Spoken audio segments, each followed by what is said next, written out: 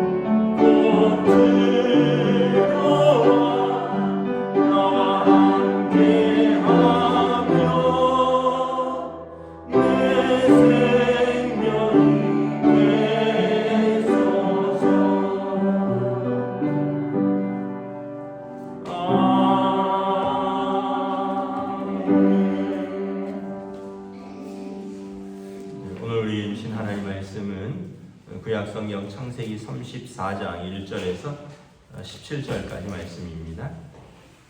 구약성경 창세기 34장 1절에서 17절 말씀입니다.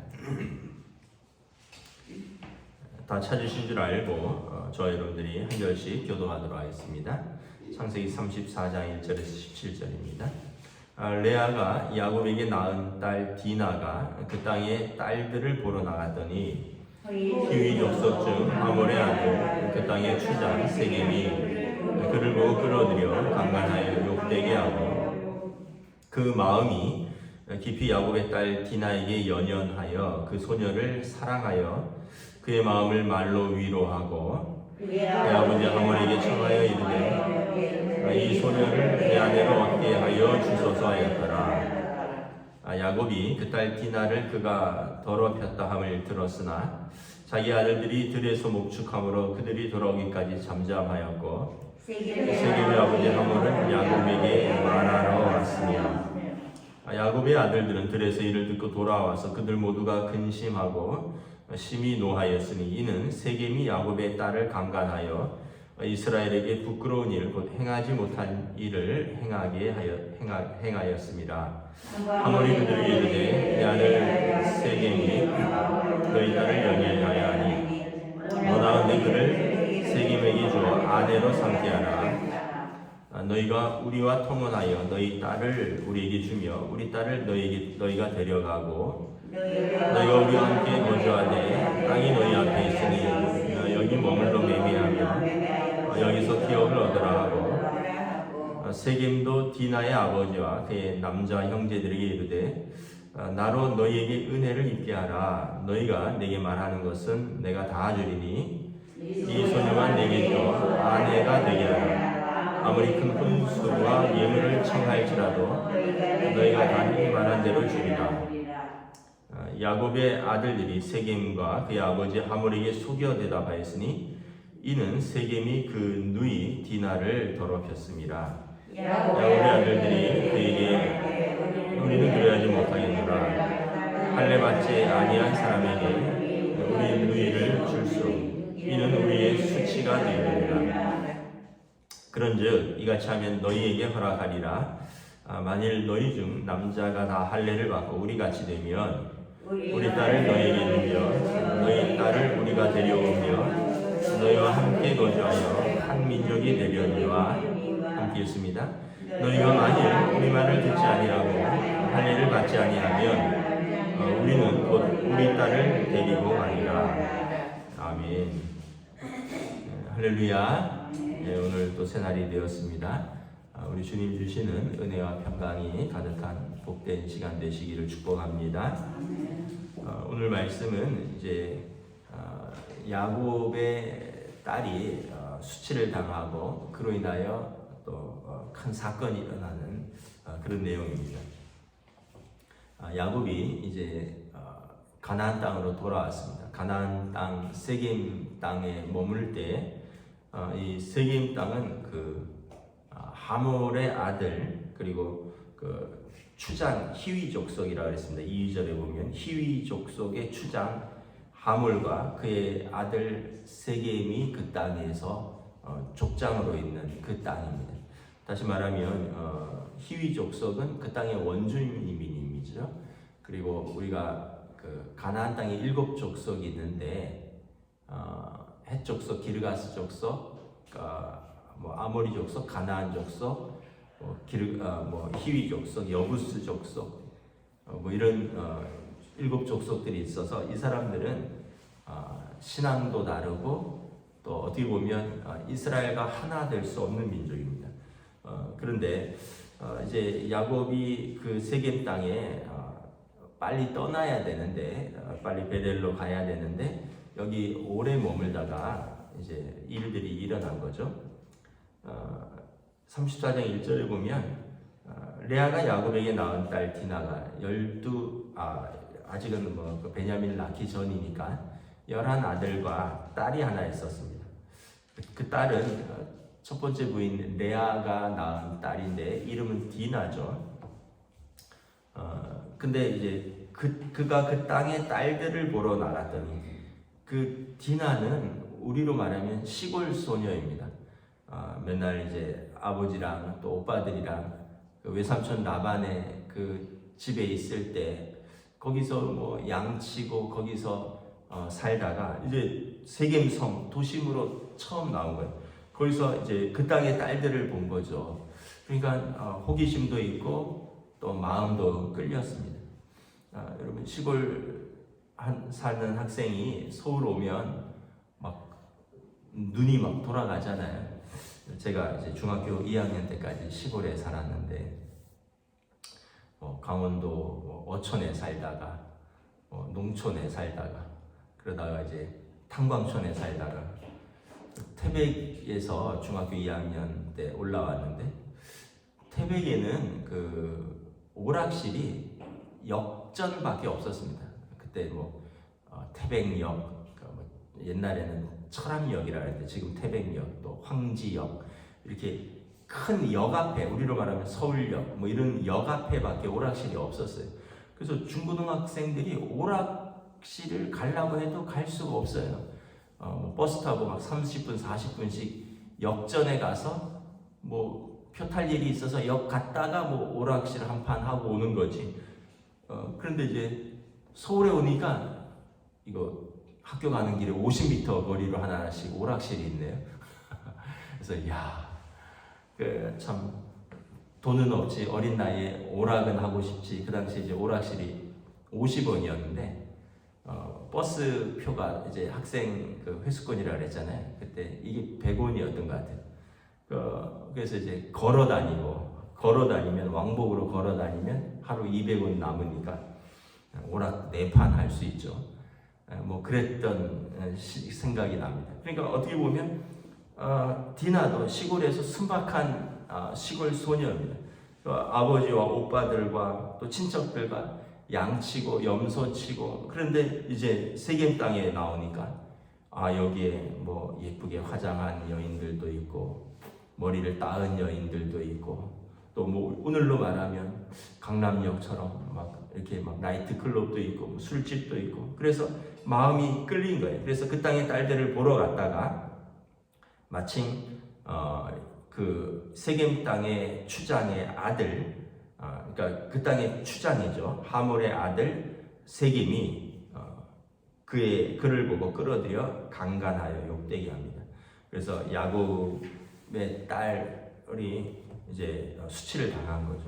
근데 3절, 4절에 보면 세겜이 그냥 욕되기만 한 것이 아니라 그 디나를 마음으로 좋아하고 또 연연하고 사랑하였다. 그래서 그 아버지 하몰에게 부탁을 합니다.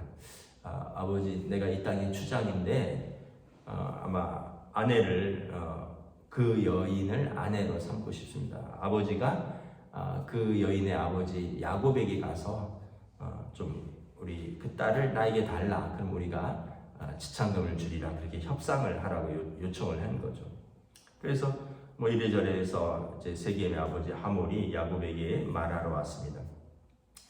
쭉 보면 하몰이 그들에게 이르되 내 아들 세겜이 마음으로 너희 딸을 연연하니 원하건대 그를 세겜에게 주어 아내로 삼게 하라. 너희가 우리와 통혼하여 너희 딸을 우리에게 주며 우리 딸을 너희가 데려가고 너희가 우리와 함께 거주하되 땅이 너희 앞에 있으니 여기 머물러 매매하여 여기서 기업을 얻으라. 일단은 그 문화 절차가 잘못됐죠.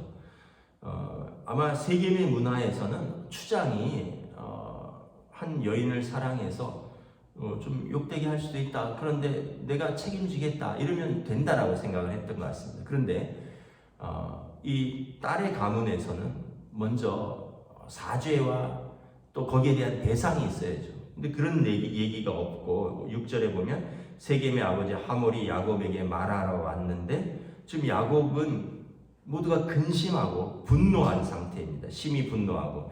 왜냐하면 그 세겜의 추장이 자기 딸을 강간하여 부끄러운 일을 행했는데 이 사람들은 와서 말하기를 거기에 대해서 어떤 사죄나 배상에 대한 얘기가 아니라 그래도 우리 아들이 당신 딸을 좋아하니 그냥 딸을 달라.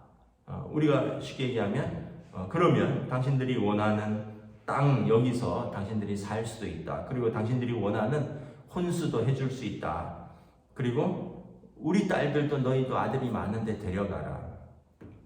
우리가 이걸 보면 여러분 이 땅의 문화와 또 하나님의 백성의 문화가 다르다는 것을 알 수 있어요. 왜냐하면 첫째는 이 땅 사람들은 수치를 모른다는 거예요. 그래도 된다고 생각을 한 거예요. 뭐 범할 수 있다, 추장이니까. 그리고 배상하겠다, 책임지겠다. 근데 이게 여러분 이것은 이 땅의 문화입니다. 내가 원하면 범할 수도 있고 뭐까짓 거 물질로도 배상할 수 있다. 그런데 여러분 이게 정상적인 문화가 아니죠. 일반적이라면 아버지에게 무릎 꿇고 사죄를 빌어야겠죠. 그 딸을 범하였는데 그리고 그래서 용서를 받지는 못하겠지만 그럼에도 불구하고 충분한 사죄와 또 용서 그리고 그 이후에 배상의 문제 그 이후에 다른 이야기들이 논의가 돼야지. 그때는 어쩔 수 없었다. 아니 내 아들이 좋아한다는데 그리고 충분히 배상하겠다. 땅도 여기 있고 혼수도 여기 있다. 이왕 이미 벌어지니 딸 우리 달라. 마음을 풀어주지 못하고 이것은 어떻게 보면 일반적인 윤리도 아니고 일반적인 법도도 아닌 거죠. 근데 여러분 이 땅의 문화가 그렇습니다. 이 땅의 문화가 하나님의 가정의 원리, 하나님의 창조의 원리, 하나님의 남녀 간의 질서 이런 것을 이 땅의 문화는 별로 생각하지 않습니다. 그냥 자기들이 좋다는데 내가 좋다는데 그리고 문제 있으면 내가 책임지겠다는데 내가 배상하면 되지 않겠느냐. 여러분 이것이 세상의 문화고 이 땅의 문화고 근데 하나님의 문화는 그리고 하나님의 백성의 문화는 다르다는 거죠. 아마 지금도 이렇게 얘기하면 그래 알았다 어쩔 수 없지 않느냐.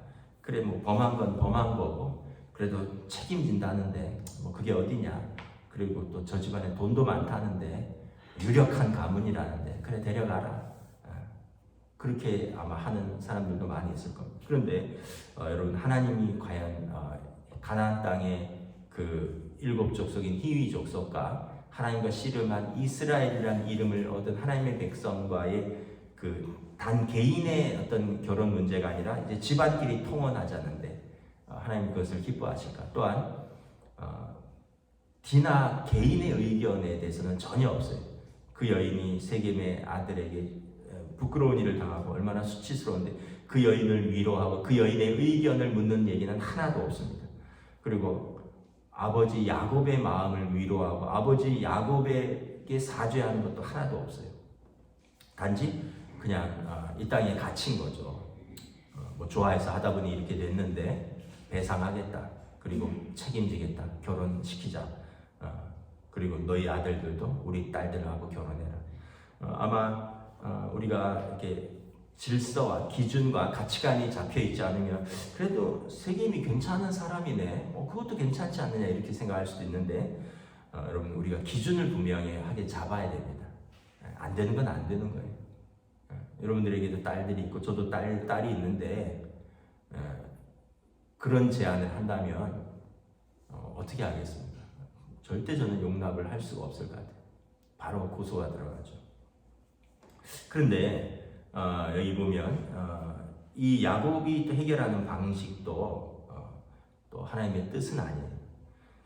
야곱은 여기에 대해서 좀 생각이 많았던 것 같아요. 이걸 어떻게 해결을 해야 되나. 그러면서 좀 근심하고 분노하는 가운데서 좀 침묵을 지킵니다. 마땅히 이렇다 저렇다 할 결정을 내리지 못하고. 근데 아들들이 돌아와서 여러분 오빠들이 얼마나 혈기왕성해요. 우리도 그렇잖아요. 뭐 내 여동생 때렸어? 그럼 학교 가서 막 오빠들이 넌 내 여동생 때린데 나와. 뭐 오빠들이 있으면 든든하잖아요. 근데 오빠들이 위로 뭐 형제들이 남자 형제들이 11명이나 있으니까 양치고 돌아왔다가 그 이야기를 들은 거죠. 그런데 힘으로는 안 되니까 어떻게 보면 이제 꾀를 부립니다. 11절에 13절에 보면 야곱의 아들들이 그 당사자인 세겜과 그의 아버지 하몰에게 속여서 대답합니다. 우리는 할례 받지 아니한 사람에게 우리 누이를 줄 수 없다. 그러니까 이스라엘은 할례를 받잖아요. 난지 7일 만에 남자들이 몸에 피를 베어서 표시를 남기죠. 그런데 너희는 할례를 받지 않았지 않느냐? 너희가 우리 여동생과 결혼하려면 너희 남자들이 다 할례를 받고 우리 같이 되어야 한다. 그러면 16절에 우리 딸을 너희에게 주고 너희 딸을 우리가 데려오면서 우리가 서로 한 민족이 될 수 있게 하겠다. 그런데 너희가 할례를 받지 아니하면 그 일은 할 수가 없다. 이것은 이제 계략이고 속임수죠. 그런 마음이 없는데 그런 말을 한 거죠. 여러분, 아무리 그 뜻이 옳다 해도 거짓으로 속인다면 그것은 올바른 그 정의가 아닌 거죠. 그래서 하물과 그의 아들들 세겜이 좋게 여기고 그리고 돌아와서 이제 다음 내일 본문인데 다 남자들이 그 집에 있는 모든 남자들이 그 성읍에 있는 모든 남자들이 할례를 받습니다. 여러분 할례는 뭐 아들들이 있어서 보면 지금 아시겠지만 포경 수술이거든요.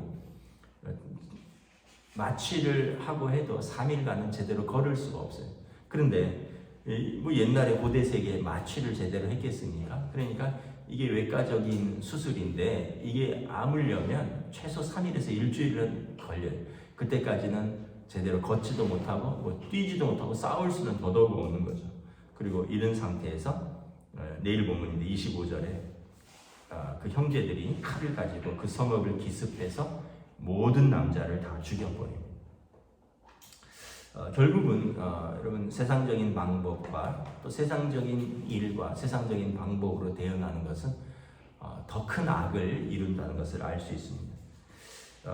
그 사람들이 어떻게 보면 자기 혈기와 또 충분히 이해는 가죠. 그 고통과 수치와 분노를 이해는 하는데 그거를 자기 혈기로 또 거기에 권모와 술수와 폭력을 해서 맞대응을 하는데 결국은 물론 이제 간음이라는 이것도 큰 죄인데 여기 보면 그 성읍의 모든 남자들을 다 살인합니다.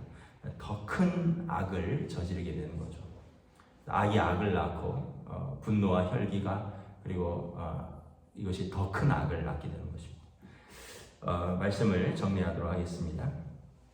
우리가 하나님의 백성으로서 하나님께서 우리에게 원하신 뜻이 무엇인가를 항상 분별해야 됩니다.